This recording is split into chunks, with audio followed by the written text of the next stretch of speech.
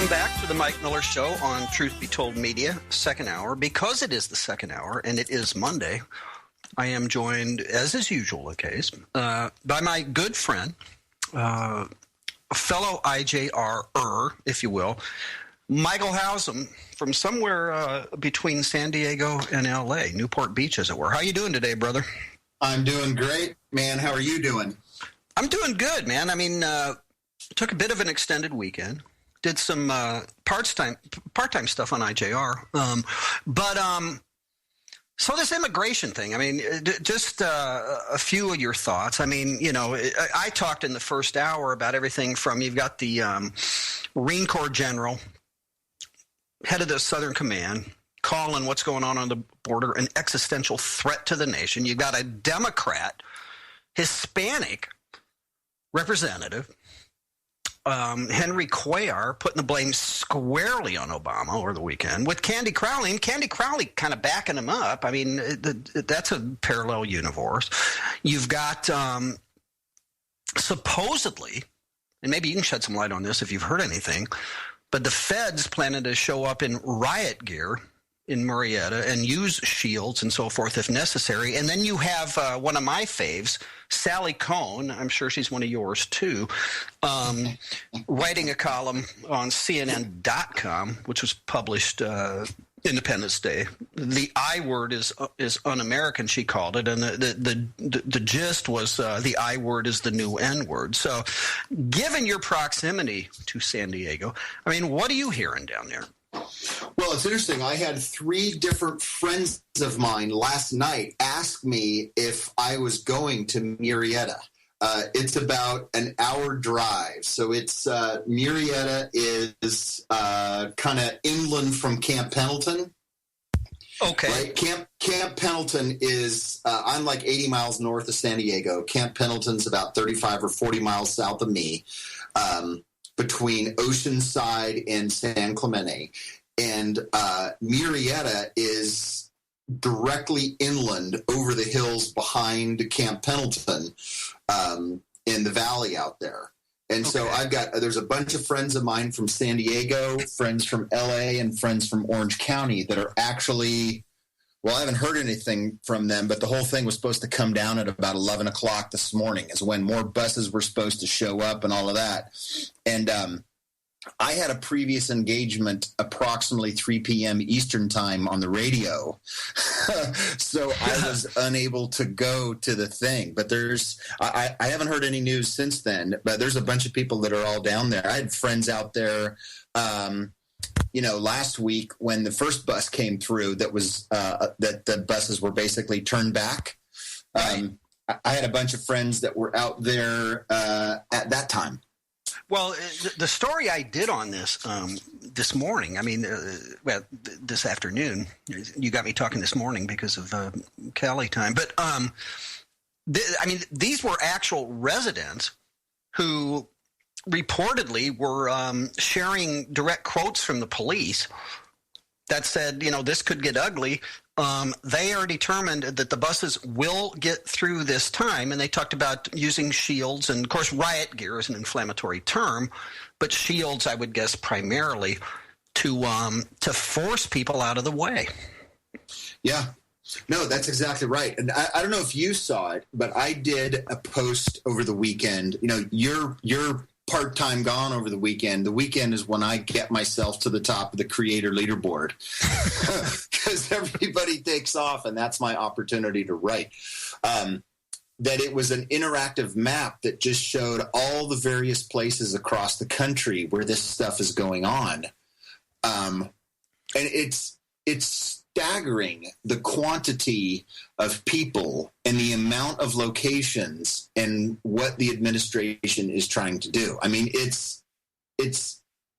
when I first saw the map and I'm going through checking all the various, I mean, it's not just, Tecate and San Isidro and Texas or New Mexico and Arizona that this stuff is happening. I mean, it's all across the country. It's in the Northeast. I mean, it's in Maine. It's in New York. And on most occasions, from what I read at least, they they attempt to do this with little or no warning to the local population, law enforcement, city governments, state and or county governments. They just pretty much want to show up and make it happen.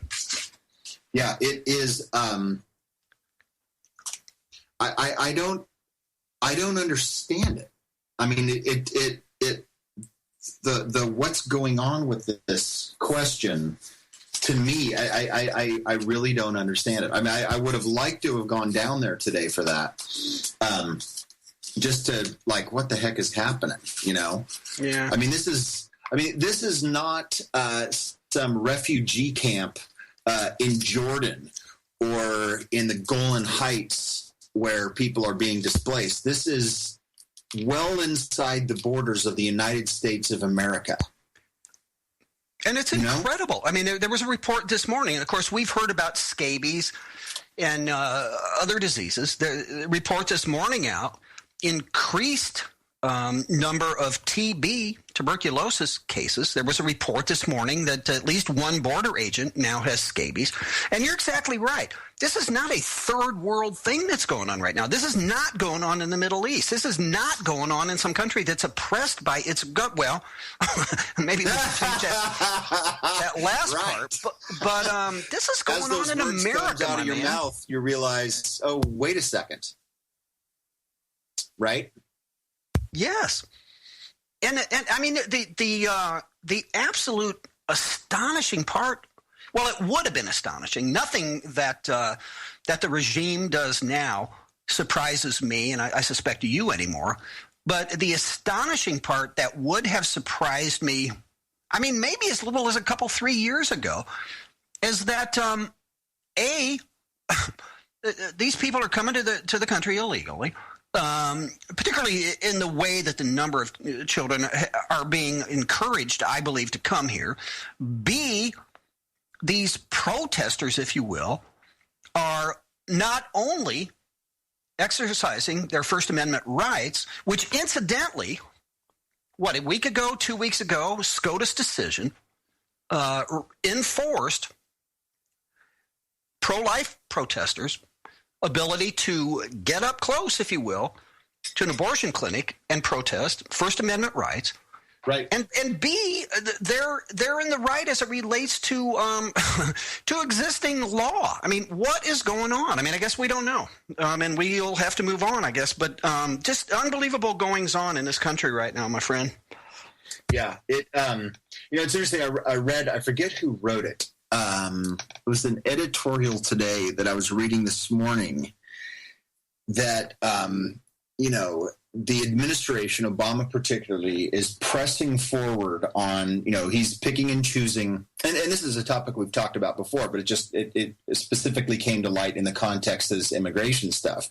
Picking and choosing which laws to enforce, picking and choosing how to go about the various agenda items that he's got to go around Congress, that there's a sense to where folks on the left should be just as concerned about this because their guys won't always be in power. Exactly. Because of the precedents being set.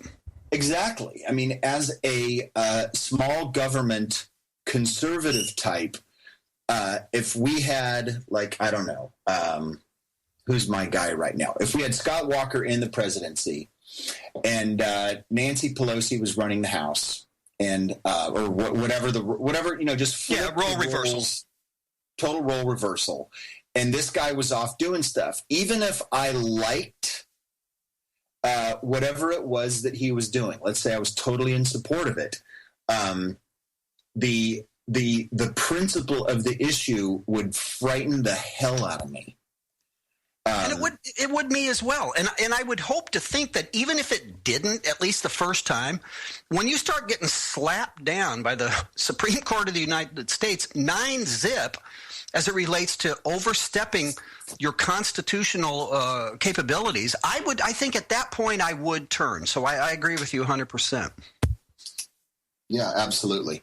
Yeah, so that's kind of what I know is going on. I haven't seen anything, any posts from any of my folks and friends that are down there, right as of yet. but I'm sure I will hear back today at some point. You know what I mean? Yeah, and to close the loop on that topic, you are among all of us on IJR uniquely positioned to, if you do hear something that you don't see in the mainstream media, as it were, I think it'd be awesome for you to take the opportunity to write that, as something that is your own, because it's just unbelievable. Listen, you always say, gracefully, by the way, that the only reason you rocket to the top in terms of views and shares and likes and so forth is because the rest of us take the weekend off. And that I'm talking to listeners now, is complete nonsense, because generally stuff that Michael writes does very well. But having said that, because maybe a couple of us did take an extended weekend, there is a virtual corpiconia of things that you wrote about. I was a little bit on fire. You know how this is a menu, brother. So, we got,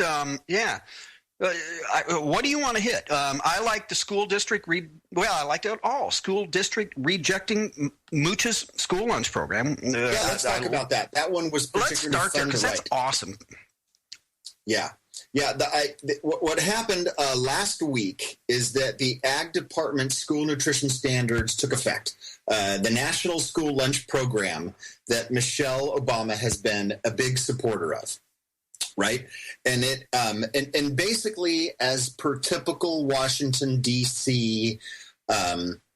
Activities, there's money involved. So for school districts to take advantage of federal dollars to subsidize school lunch programs, there's a specific menu nutrition standards that have to be met, right? Right. So it's a combination of carrot and stick. The carrot being the money. Literally, those are two of the items actually on the menu. But yes, exactly. The carrots are in the little tray. The sticks are in the big tray. Or in California, we would use a root. Michael, can you just see it? More sticks, please. I just don't think that's going to happen. But anyway, go ahead. Hello, sir. How would you like your stick prepared? So what's happened, I found a story going on in Wisconsin, and it would be interesting to see if there are 49 or 54 other states involved with that. But in Wisconsin, there's a handful of school districts that are rejecting the Ag Department's nutrition program. And they're kind of doing it for two different reasons. Number one, and this was such a great quote, the president of the Muskego Norway School District. We believe that proper food, nutrition, and meal portion guidelines are best decided at a local level. By leaving the program, we will not be required to follow these onerous guidelines pushed by and large by Michelle Obama, who last I checked has been elected by no one. That was my favorite part of his quote, by the way. Oh, my gosh. Absolutely. Now, obviously, there's a couple of things that I'm sure for you as well, but for me come to mind. Number one is this idea of deciding at the local level.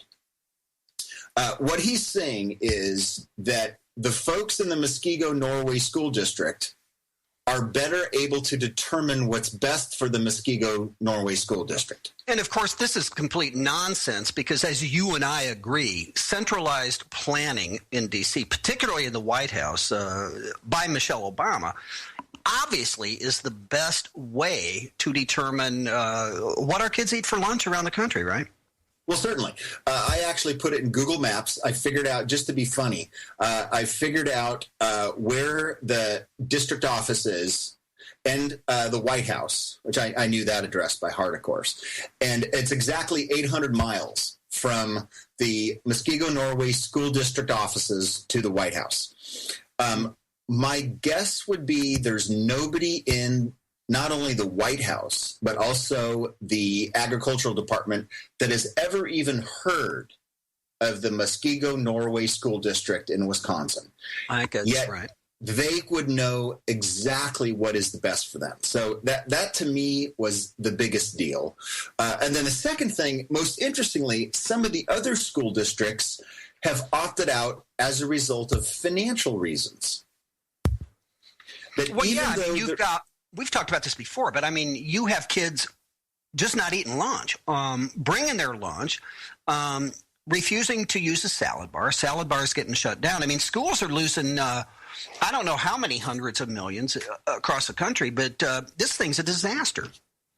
Yeah, you've got, I mean, on one hand, this one guy, he makes a self-deterministic decision. These other school districts are looking at the money, which is typically the way the federal government sticks its nose in the local tent, which is to create an addiction to a federal money flow in order to exact the type of policies that it requires, right? Exactly. So obviously the folks in D.C. didn't do the math correctly, because these school districts realized that they're going to be 5 or 6 figures in the red participating in the program. So in that sense, it makes it really easy. So my expectation from DC, frankly, is not going to be a rethinking of the overall program, but just a rethinking of the budgeting to get these people on the teat. You know what I'm saying? Yeah, and you know, I mean, various past in history, various first ladies have taken up a cause. And that's good. I mean, I think.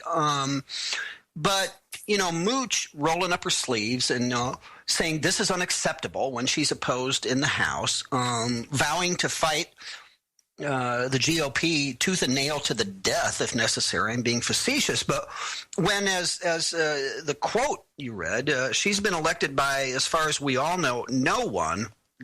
That's the part that again, it's just you know, it's apropos for the Obama way of thinking, isn't it? Oh yeah, absolutely. Now, obviously, the other thing, there is a little bit of a concern I've got for this school board guy. You know, it's one thing to be anonymous or an official or a source. But this guy's got his name now in all kinds of national newspapers, so he's got IRS worries to concern about. Probably not a good, NSA worries to be concerned about. Yeah, absolutely. But this story I just absolutely loved. That, you know, God bless Michelle for picking up something, I suppose. All first ladies need to, but I really like to see that these guys are pushing back. I do too. And again, you know, kids are apparently voting with their mouths and stomachs because, you know, I did a story maybe a month ago or so. Bubba pushed back at me a little bit till I explained to him what the gist of the post was. But the name of the school, their kids attends a private school, tawny school, as it were, private school, escapes me. But I posted, and you may recall it, I mean, I posted a menu of the items available to these kids, versus the pictures of the plates, and I know you've seen them, you know, the trays of these kids with the carrots and sticks coming out. And it's like it's 2 different planets, let alone 2 different countries or states. But my point was not that those kids should not attend private schools. I mean, let's be honest, they have to for security reasons. But there ought to at least be some consideration for the, you know, food being appetizing and being available in at least a modicum of an amount that would make someone feel like they ate lunch. You know, that's my point. Yeah, absolutely. Yep. So absolutely. All right.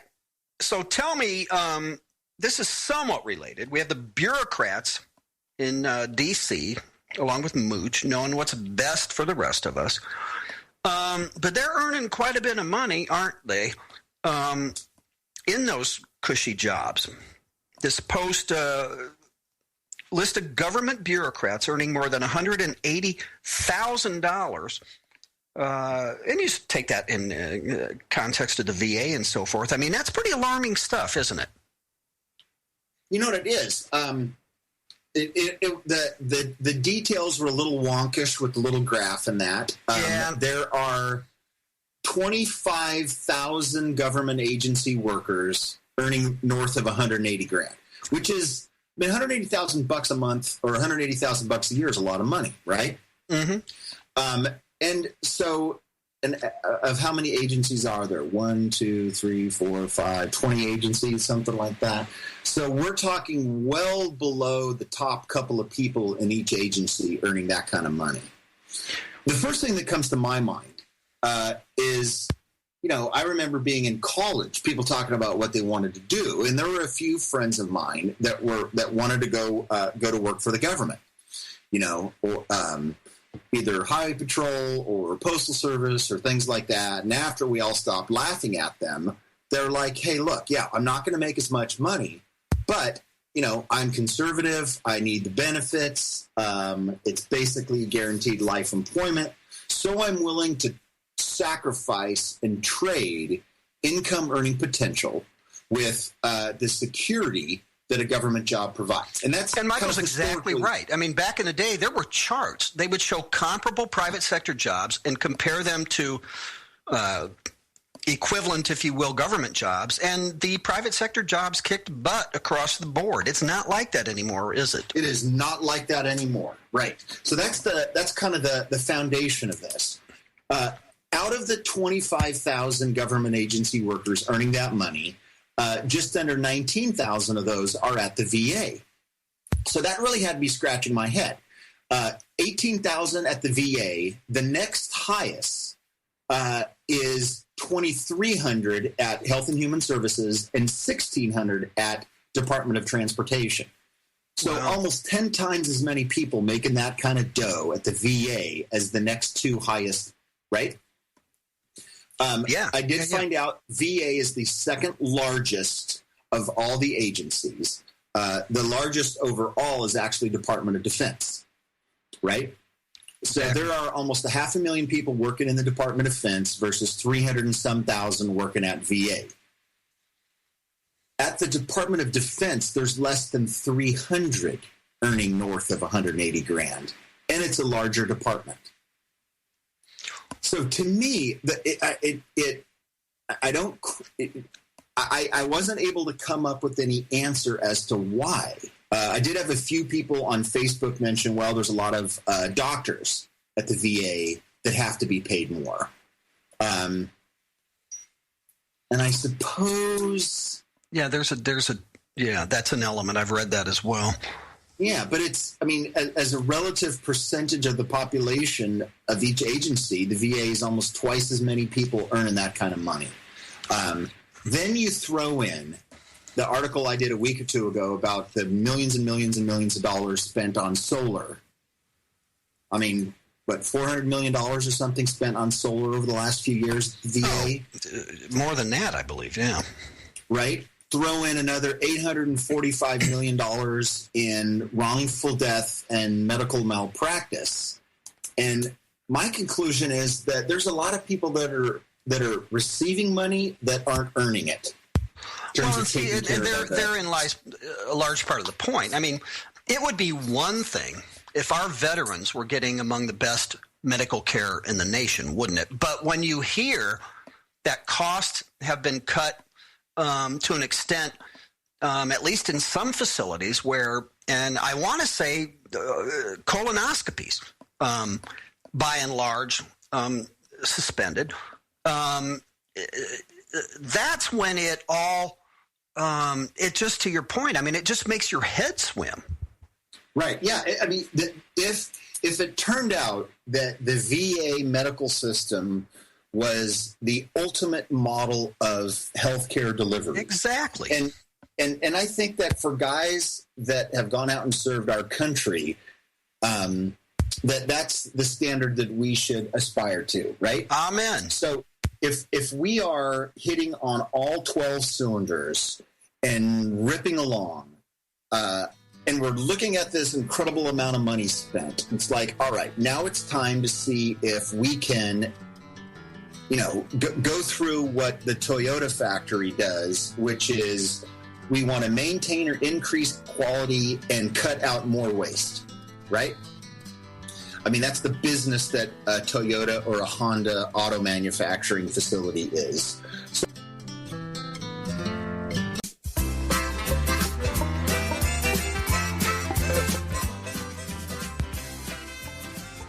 back for the second half hour of the second hour, if you will, the Mike Miller Show, Truth Be Told Media, with my good buddy Michael Howsam, also of IJR.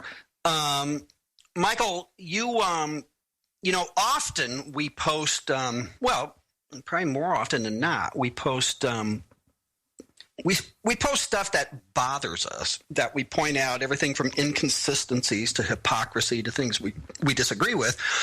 You were fortunate enough a couple of days ago to post an article on Congress changing the disclosure rules on travel. But just to show how smart you are and incisive is your commentary, they ended up reversing it. Now, I would like to think they did that because of your post, but that may or may not be the case. So let's talk about that a little bit. Whoa.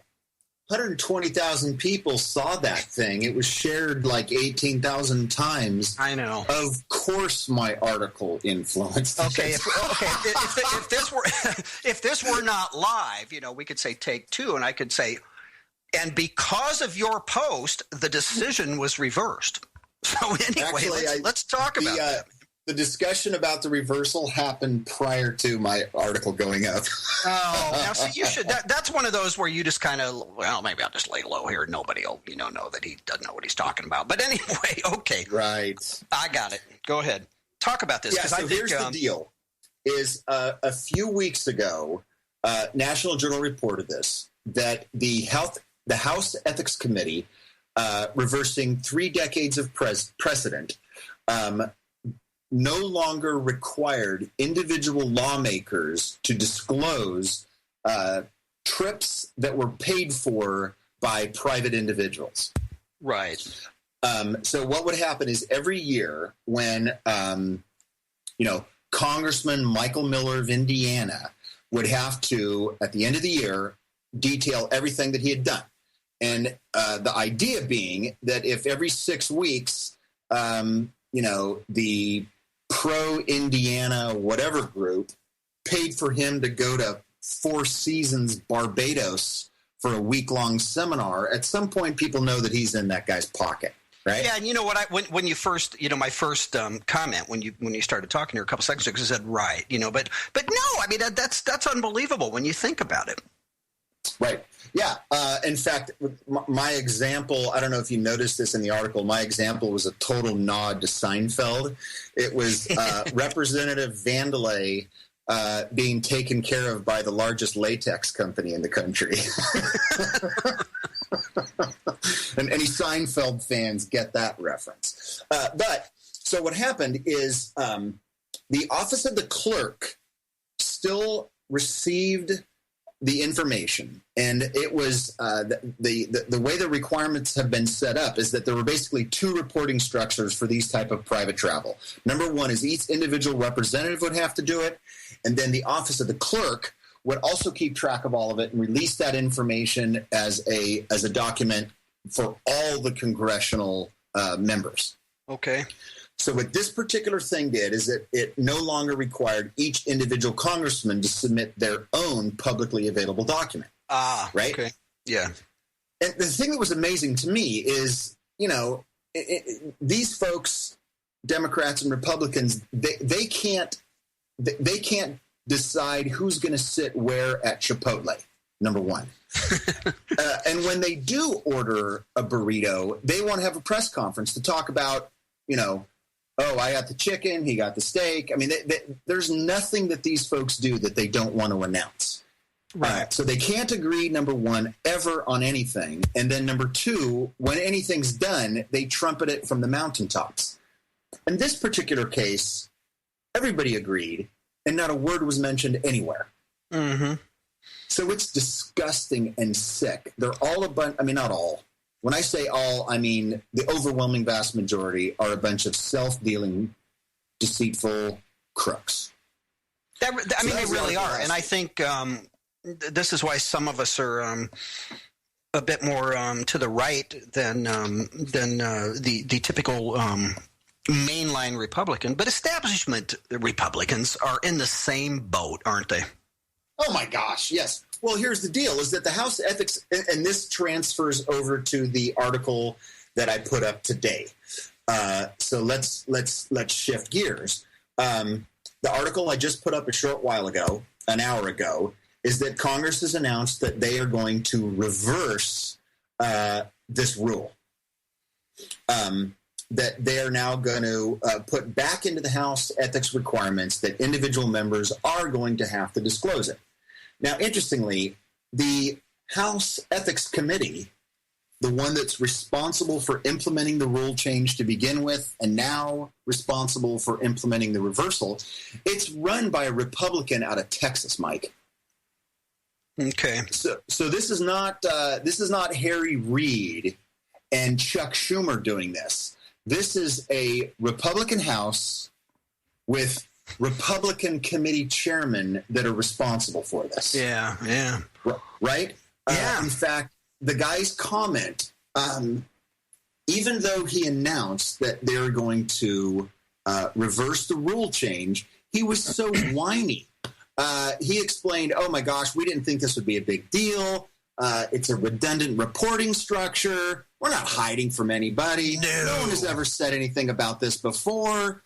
So because of public pressure being even Linda Sanchez representing a district a dozen miles from me, and our favorite Nancy Pelosi, the Sanchez and Pelosi came out criticizing this thing. Yeah, I mean, when Pelosi, yeah. I mean, at some point, don't they understand that, cockroaches have a higher public perception in America than Congress? And that's why, the regime loves to suggest to low information voters that the fact that the approval rating of the Congress is consistently in the teens, that somehow that's a direct reflection on just Republicans is nonsense. But when I first read this story, that they were going to change those disclosure rules, I mean, my hair was on fire because when I spent the majority of my adult life in the securities business. I was a stockbroker. I was a certified financial planner, and I was successful. But having said that, if a mutual fund rep gave me a golf umbrella that was worth more than $50, I had to report that. That's exactly right, because they know that if all of a sudden Mike is spending all of his vacations at the mutual fund manager's condo in Vail, when Mike sits down and says, hey, I've got the mutual fund that you've got to put your money in, that's like, well, therein lies the yes. And that is directly related to this issue. Yes, exactly right. The thing that even with today's article, thinking about the public perception of Congress, I mean, obviously the double dealing and the conflict of interest thing that you bring up is legitimate.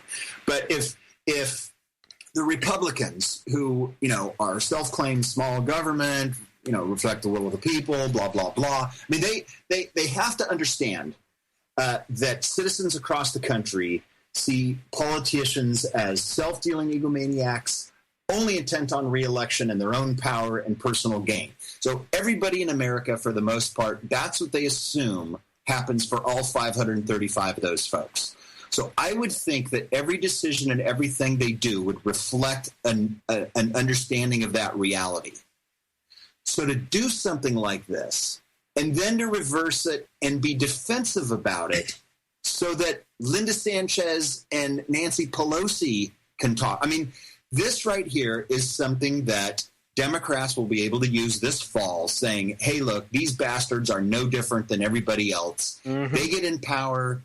They self-deal, and those of us on the right sit there, shake our heads, and say, "Yeah, we agree with them."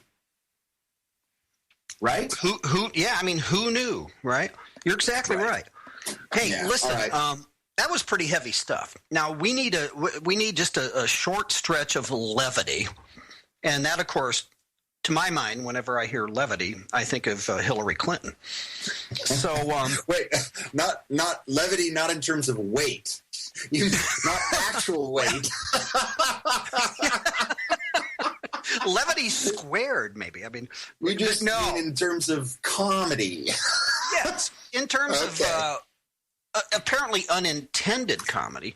Yes, but gotcha. You put this up, and I think you and I have been talking about this, and Jessica, I think, as it works out. But we have a few clips, and I want you to set it up because I was too busy worrying about how to make it work than to actually go into the gist of what it's about. But set this up, and what we're going to do. What are there, 3 clips or 4? There are 4 clips. Okay, so and you want to play them like 1 through 4, and then you know what? I don't think we need to play the Sarah Silverman one. Okay, so which ones are we going to play? I think we just play the second and the third. I don't even think we need to do the Ariana one as well. We can talk about it. But, okay, cool. So we'll just play the second and the third. Do we stop and talk between 2 and 3? Yeah. Yeah, sure. Let's do it. All right. So set it up. Here's the setup. Hillary is out doing her book tour. She was in the UK, or actually, I don't know where she was, but a reporterette from The Guardian was interviewing her about her book. Now, this thing was like almost 30 minutes long, Mike, and there is nothing worse than wading through 30 minutes of Hillary Clinton interviews. So I chopped it up into pieces to find the interesting parts. And of the 4 parts, the first one, I'll just talk about it.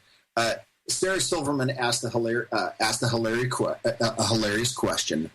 There was a story that Hillary and Bill were traveling across Arkansas. She ran into an old boyfriend. So at that point, you know it's not true, just that there was an old boyfriend. But you and I think exactly alike. Right.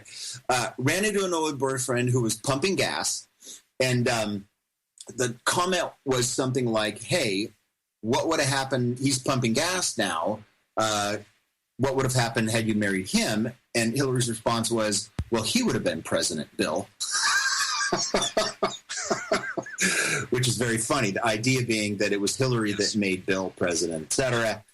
She denied it, which means that that's exactly what she thinks in her mind, right? Now, the next part was particularly interesting because the interviewer actually asked her a difficult question, saying, America's approval ratings plummeted during your tenure. How can you say that you did a good job if that is in fact the case? So why don't we play those 2 clips? Okay, so when you took the job of Secretary of State, despite some misgivings initially, you thought that it was absolutely necessary to restore America's standing, its reputation in the world that had been damaged under the Bush administration. And yet, according to Pew Research figures, actually, during your tenure as Secretary of State, some of the approval ratings in countries that were focuses of foreign policy, such as Pakistan, Egypt, China, even the UK, approval ratings for the US actually fell. How is it that you can justify the argument that it's America that needs to go in and solve the world's problems, when in fact US exceptionism gets so many people's backs up? Well, this is an inherent contradiction because, of course, when America acts in furtherance of our values, our interests, and our security, that is not going to be universally popular. And when we don't act, that is not going to be universally popular. So it's a constant balancing. What do we do? How far do we go? She is just so full of crap. I mean, I don't... Oh, yeah, it's amazing. She did answer the question ultimately, and I didn't pull that excerpt out, that she said it was a result of very active disinformation campaigns. So the reason for the low approval ratings is not what happened. It was because of a vast Muslim conspiracy, I suppose. Conspiracy, yeah. Right? Yeah. All right, okay, so now play the next one about bin Laden. This thing just actually threw me right off my chair. So push the Pakistani government to go after al-Qaeda. I said famously, somebody in this government knows where al-Qaeda is, right. And it turns out he was right there in a military town in Pakistan. So yes, we stand up for our values, but we also seek common ground, and it's going to be a constant balancing act. And I think certainly the Obama administration has been much better received than the prior administration. I mean, that's just unbelievable. I said famously that someone knows. Famously. Yeah. self-reverential. I mean, I don't recall. I mean, I don't know what famous means in her mind. We both pay pretty close attention to all this kind of stuff. Do you recall her saying something like that? No, and I have been a follower, if you will, for the purposes of disagreeing with everything she generally says, of Hillary fairly closely since their days in the White House. I got nothing. Yeah, so for her to describe one of her actions as famous to me is something else. Now, this next one, I don't think we need to play the Ariana one because there's other stuff to talk about. But Ariana Huffington came on and asked her some questions. And they both complimented each other's books. Both of them are on book tours right now. And then, so there's all this nonsense that Hillary is spewing, and, oh, I love Ariana, and she and I are such good friends. And the question was, hey, are you taking some time off and relaxing and recharging? And Hillary was just, I mean, it was painful to watch how far around her back she can reach to pat herself, self-congratulating. And one of the things that she mentioned was kind of shocking. She said, we have a little renovated farmhouse up in upstate New York that we have our own gardens and blah, blah, blah. And I was just like, you paid $1.7 million for your, quote, little renovated farmhouse. And if you Google Chappaqua, New York, Clintons, the only word that is used to describe it in every single article is mansion. There you go. Michael, I think she makes stuff inherently, the Clintons don't know how not to lie. She makes stuff up as it relates to pretending that she famously said someone knows where bin Laden is, because she's got nothing to say when she's asked to list her accomplishments as Secretary of State or in any other public position. And as I say every time I write something about this, a title is not an accomplishment. But she's got nothing. The DNC has nothing. Hillary's supporters have nothing. And she has sat down with her advisors and come up with some of these now apparently stock answers to use to pat herself on the back with. Right. Yeah, well, the particular question that the woman asked her about, the public perception of America in the world as a result of Obama's presidency and politics. I mean, that is the double-edged sword, or I don't want to say double-edged sword. That's the rock in the hard place that she has to negotiate herself through. She can only talk about her Secretary of State successes as the thing that justifies her being president, because she's really never, ever done anything else. But everything that's happened while she was Secretary of State was bad. All gone to hell. So she has from the reset button with the Russians to the Middle East to, you name it, it's all gone bad. Right. So she has to somehow tout that experience as her qualifications, yet distancing herself from everything that happened while she was there. Right. And it takes, it takes a Clinton to do that. Yeah.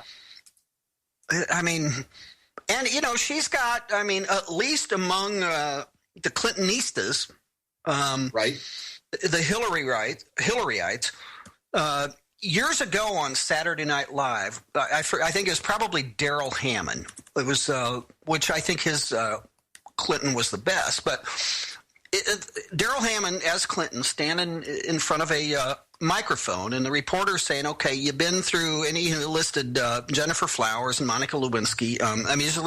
Thing after thing, lying. And what is your? How do you get through all this stuff? And I can't do Clinton, but Hammond went, "I am bulletproof," and that's exactly what Hillary is among her supporters. Right. So it doesn't have it doesn't have anything to do with accomplishments or what she could possibly do. She just is able to check the box the beginning of the interview talks a lot about the Hobby Lobby decision. And there's going to be right around 45 to 50% of Americans that are going to want her for president just because of the things that she has to say about the Hobby Lobby decision itself. Just that. Yeah. Well, just because she's Hillary Clinton as well, yeah. Well, yeah, exactly. But, and then you have, I mean, it's just astonishing. People like Pelosi, you know, saying she's the most qualified person in modern history to be president. You have other people parroting that, yet none of them. I would love, by the way, as excruciatingly uncomfortable as it is to listen to Hillary, as you referred to in a long clip, watching Nancy Pelosi in a news conference is even worse. But I would love to see Pelosi question. Love to see Pelosi question on, can you name me just one Hillary accomplishment or whatever? I mean, just that would be, I mean, I don't know if I could sit through that or not. So anyway. I don't know about you, Mike. When I sit down to look for articles or topics or some sort of something to get excited about, the very first thing I do is I do a Google search the last 24 hours Nancy Pelosi to see if I can find something. Because it's always going to be Looney Tunes. Because I know if there's a video of Nancy Pelosi saying something, it's going to be awesome. You know what? This is part of why we do what we do, because there's just so much material there, and it's just so damn fun. Anyway, listen, let's change gears here. I liked, first of all, I loved your headline. In fact, let me read you guys a headline, and then I messaged Michael. But drill this: U.S. now the world's largest oil producer, and it's about time. I messaged Michael, dude, awesome headline. Spring that little statistic on the folks, would you? Yeah, as of recently, the United States is the largest producer of fossil fuels, both oil and natural gas liquids on the planet. The natural gas one has been the case for a while, but we're now producing domestically more oil than any other country on the planet Earth. Irrespective of the efforts of Democrats to the contrary. This is despite lack of permits on federal. I mean, this is all private stuff. Mostly hydraulic fracturing. A personal anecdote. Did you see the movie Frack Nation, Mike? I refused to. Now, is this the? No, not Gasland. What's the second one you mentioned? Was the Frack Nation. No, but what was the second one you mentioned? The second one was Gasland. That was the one that was the major anti-fracking movie. Right. Okay. No. I did not see the second one on purpose. The first one, no, I did not see. All right. Well, it was a documentary done about a year ago in response to Gasland, just basically going through showing why fracking is awesome. Anyway, the Irish couple, they're the same ones that are now doing the movie on Kermit Gosnell. Oh, yeah. Right. Ann and Phelim, I actually spent the day at the beach with them on Saturday. Wow. So we actually did you give them your autograph? I'm messing. No, I asked for theirs. I'm sorry. Yeah, I'm messing. Yeah, so here's the deal on the oil thing. There are three basic reasons why the U.S. is now producing more oil than anywhere else on the planet, which is kind of a surprise. You know, because you think, Saudi Arabia or Nigeria or Libya or Iran or Iraq, they're the ones where all the oil's coming from. Not anymore. This year, the U.S. will pull more oil from the ground than anywhere else on the globe, which is obviously about time. Three main reasons for it. Number one is that oil and gas exploration investment over the last year was over $200 billion. Largest amount ever, and 20% of all private fixed structure spending, all investment across the country on plants of any kind of fixed investment, buildings, plants, factories, whatever, 20% of it in the country is going towards oil and gas exploration. Okay. So that's one part. The other part is obviously the Middle East, those crazy people. It's even going more crazy now, and that's affecting production in Iraq, Libya, and Nigeria. Right. So their production is down because of all that nonsense. So our production looms larger in the worldwide scale as a result. And then the last thing is that last month, for the first time ever, American oil companies are actually able to export unrefined oil to sell to other marketplace rather than just domestically.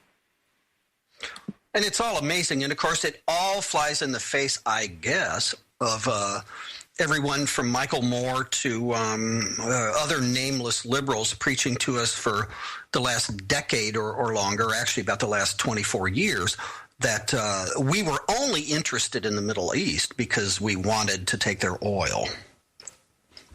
Well, I think that to a certain extent, we wanted access to the oil, but obviously in Iraq, Sure. we turned it all back over to those folks. Right. Yeah. But I think that, the bottom line is we consume more fossil fuel than any other country on the planet, and we should be doing it as much as we can to get as much of it within our borders as we can so that we're not subject to the whims of the crazy. Right. And listen, we got about 30 seconds, but this is all happening, as you say in your post, despite Obama's refusal to approve the Keystone Pipeline. Mm-hmm. Which wouldn't affect our domestic production, but it would get more stuff here, that's for sure. It sure would. Listen, I've had Michael Hausman. I love it, Michael. I will see you next week and see you along the way on IJR. Thanks, folks.